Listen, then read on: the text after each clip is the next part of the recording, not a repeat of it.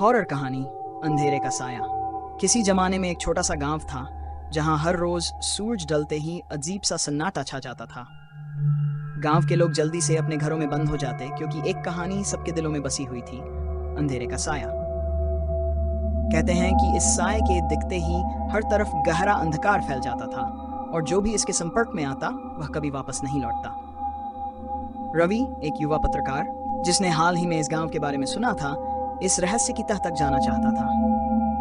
वह गांव पहुंचा और वहां के लोगों से बात की, लेकिन किसी ने कुछ नहीं बताया। सबने उसे समझाया कि वह इस रहस्य से दूर रहे, पर रवि की जिज्ञासा शांत नहीं हुई। उसने ठान लिया कि वह उस रात इस साए का सामना करेगा। उस रात रवि ने अपनी टॉर्च और कैमरा लिया और गांव के सबसे पुराने हिस्से की ओर चल दिया।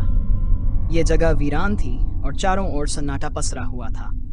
जैसे जैसे वह आगे बढ़ा, हवा अचानक ठंडी होने लगी। चारों ओर का अंधेरा और घना हो गया और उसे लगा जैसे कोई उसकी निगरानी कर रहा हो। वह एक पुराने कुएं के पास पहुंचा जो अब सूखा और टूट चुका था। अचानक उसे किसी की आवाज सुनाई दी, एक धीमी, कानों को चीर देने वाली चीख।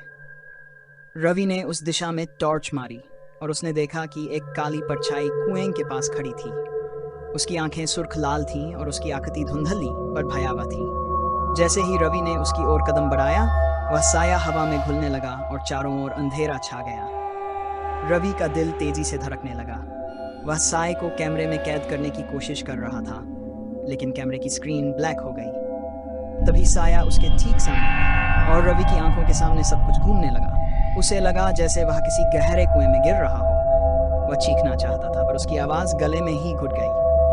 अगली सुबह गांव के लोग रवि को ढूंढते हुए उस पुराने हिस्से में पहुंचे। वहां सिर्फ उसका कैमरा पड़ा था, लेकिन रवि का कोई नामो निशान नहीं था।